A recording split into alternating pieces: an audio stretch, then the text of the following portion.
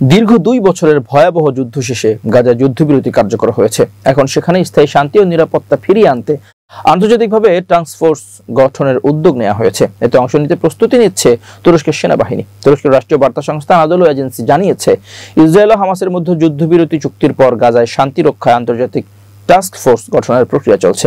এই মিশনে অংশ নিতে তুর্কি সেনারা প্রস্তুত এবং তারা এটিকে ফিলিস্তিনের আহত ভূমিতে শান্তি ফিরিয়ে আনার ধর্মীয় মানবিক দায়িত্ব হিসেবে দেখছে। এ বিষয়ে আলোচনার জন্য তুর্কি বাহিনীর একটি প্রতিনিধি দল মিশরের শার্ম এল শেইখে পৌঁছেছে।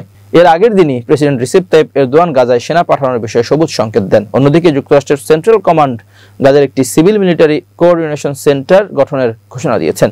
এএফপি জানায়, এই কেন্দ্র মানবিক কার্যক্রম সমন্বয়, নিরাপত্তা সহায়তা প্রদান এবং আন্তর্জাতিক সিদ্ধান্ত বাস্তবায়নের দায়িত্ব পালন করবে। ওয়াশিংটন জানিয়েছে, দখলকৃত অঞ্চলে প্রায় 200 মার্কিন সেনা পাঠানো হবে, তবে তাদের ভূমিকা হবে কেবল মানবিক সহায়তা ও নিরাপত্তা সমন্বয়ে সীমিত, গাজার ভেতরে সামরিক হস্তক্ষেপে নয়।